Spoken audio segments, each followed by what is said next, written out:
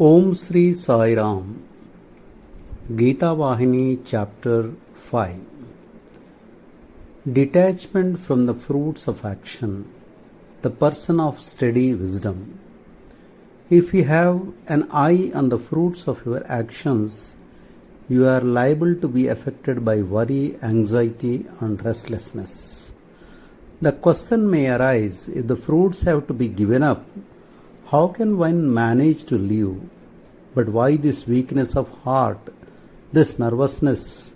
He who has assured you, saying, I will care for your well-being, yoga shemam, vahamyamam, will certainly look after that. He will give the means and the wherewithal.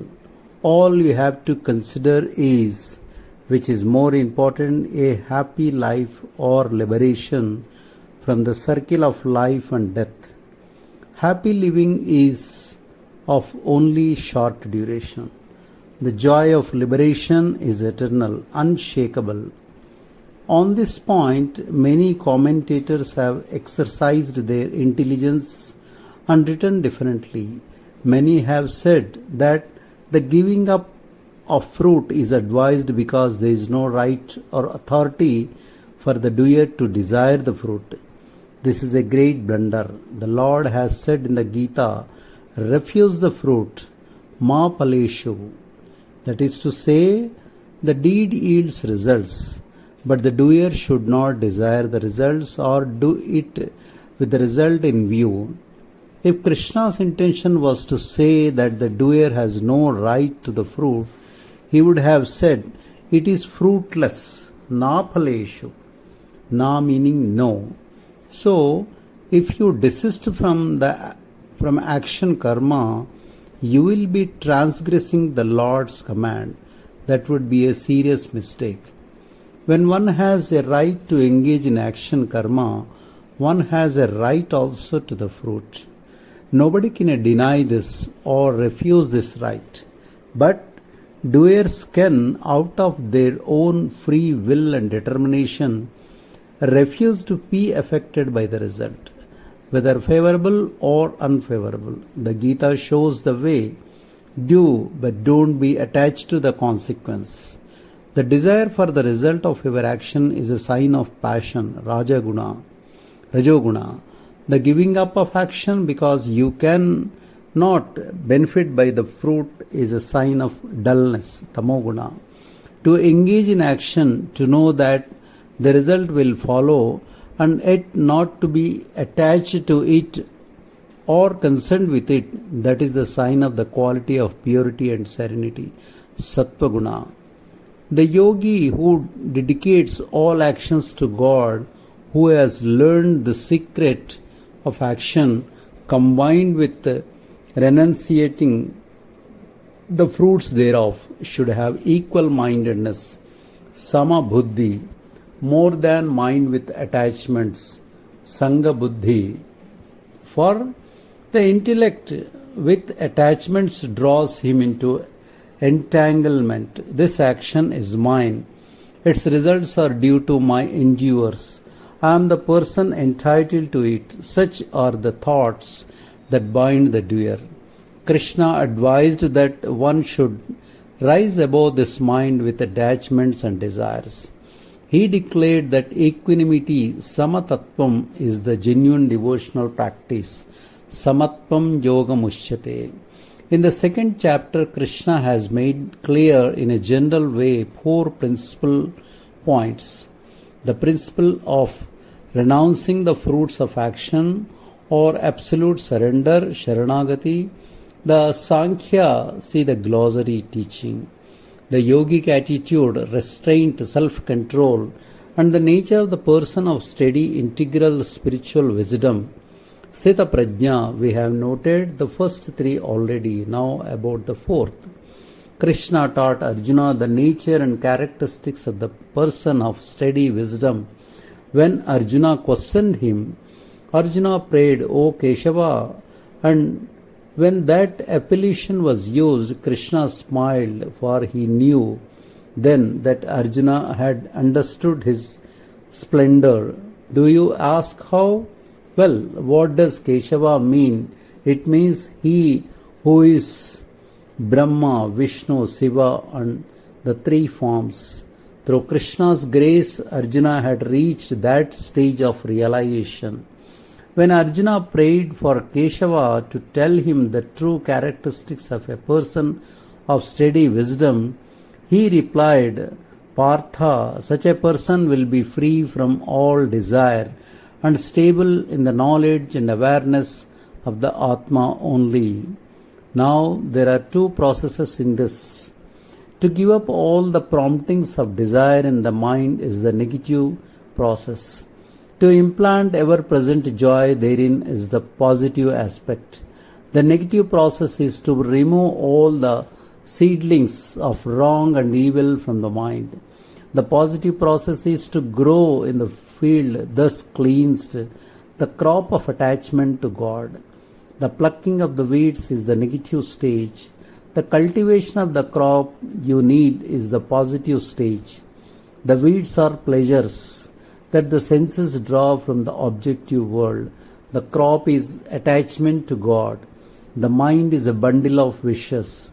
And unless these wishes are removed by their roots, there is no hope of destroying the mind, which is a great obstacle in the path of spiritual progress. When the yarn that comprises the cloth is taken out one by one, what remains of the cloth? Nothing. The mind is made of the wrap and woof of wishes. When mind vanishes, one becomes steady in wisdom, sthita prajna. So, the first thing to be conquered is the demon of desire, kama. For this, it is unnecessary to wage a huge war. It is also unnecessary to use pleasing words to pursue the desire to disappear. Desires will not disappear for fear of the one or for favor of the other. Desires are objective. They belong to the category of the seen, with the conviction that I am the seer only, not the seen. The steady-minded one releases themselves from attachment. By this means, desire is conquered. You must watch the working of the mind from outside it. Do not get involved in that. That is the meaning of this discipline. The faculty of the mind is like a strong current of electricity. It has to be watched from a distance and not be contacted or touched. Touch the current and you are reduced to ashes. So too, contact and attachment give the mind the chance to renew. The farther you are from it, the better. By skillful methods, you have to make the best use of it for your own welfare. The bliss in which the person of steady wisdom is immersed does not arise from external objects. That person has no need of them. Either bliss is in everyone as part of their very nature. Those with pure consciousness find the highest bliss in the realization of their own reality, the Atma. That joy is self-earned. So to say, it is known only to the individual. It is self-evident. Since Arjuna had not known this, Krishna had to clarify it in simple terms in verses 56 to 58 of chapter 2. Joy or grief can be met with in three forms: caused by oneself, Adi Atma, caused by the five elements or the material world, Adi Bhautika, and caused by fate, that is natural disaster, Adi Daivika. It is well known that sins bring grief as retribution and meritorious deeds bring joy as reward. So, advice is given to avoid sins and perform meritorious deeds. But the person of steady wisdom knows neither the pain of grief nor the thrill of joy.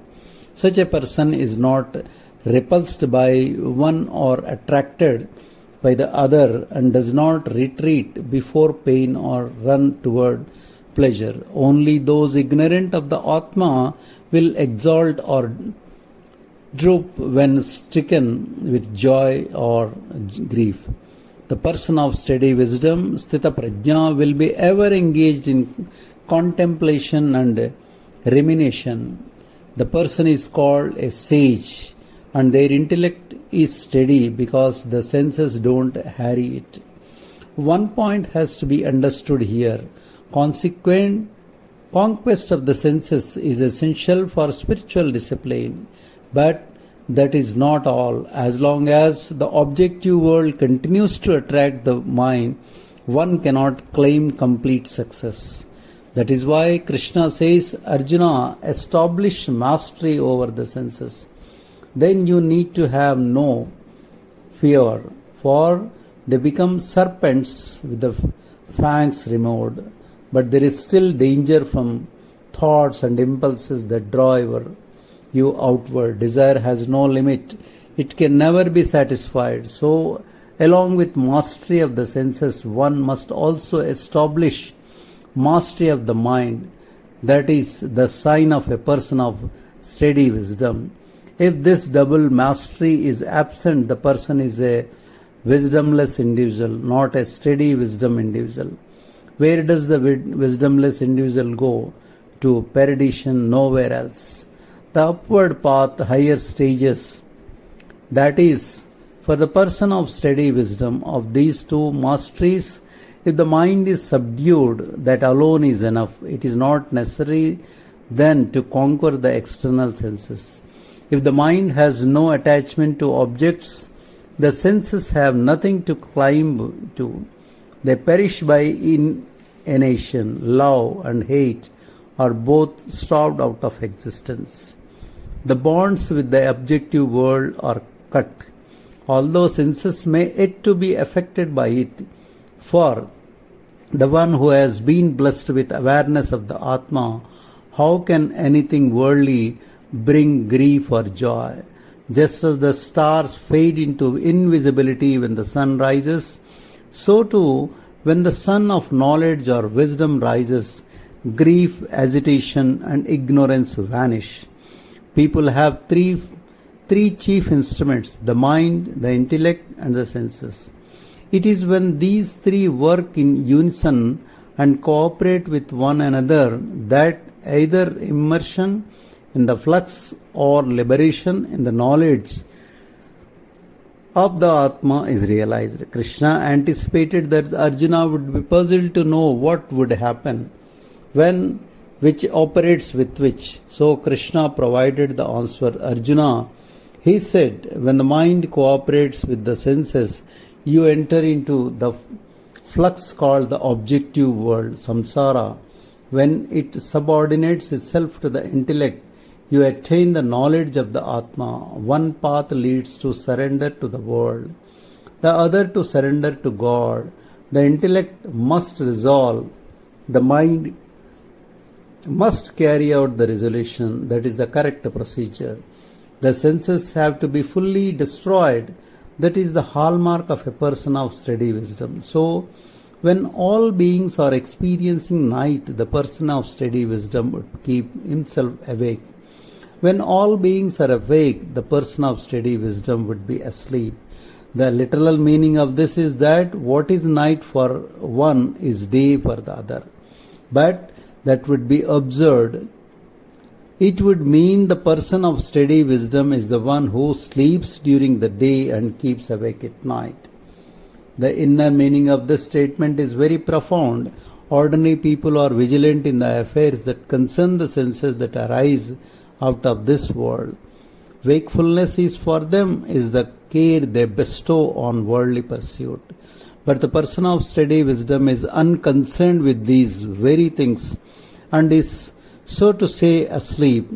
What does sleep mean? It means the happiness the resulting from inactivity of the senses. And vigilance, it means yielding to the senses and catering to them. When ordinary people are pursuing the senses and their demands, the person of steady wisdom is asleep. This can also be put in other words: forget the stage of Atma consciousness and you relapse into body awareness. This is what happens. The ordinary person sleeps in the Atma stage and wakes into body consciousness. The case of people of steady wisdom is different. They sleep in body consciousness and wake in the awareness of the Atma.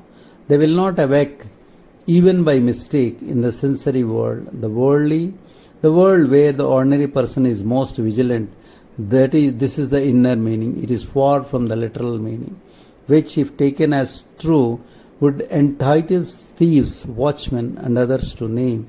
People of steady wisdom, sthita prajna, because they keep awake at night and sleep during the day. Only those who have given up traces of desire and become mere instruments can achieve peace. Krishna ends the description of people of steady wisdom with an emphasis on the giving up of desire. To people sorrowing on the battlefield of life, bewildered by attractions and distractions, not knowing where to turn and where road to take, Madhava taught this Sankhya Yoga, the path of knowledge. See chapter 2.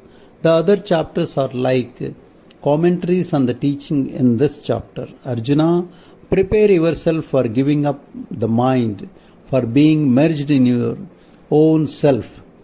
Withdraw the mind from sound, touch, sight, taste and smell, the five elements. Then you become a man of steady wisdom, said Krishna. In chapter 2, Krishna elaborated in verses 11 to 30 on the true nature of the self, Atma Tattva, in a simple, easily understandable style.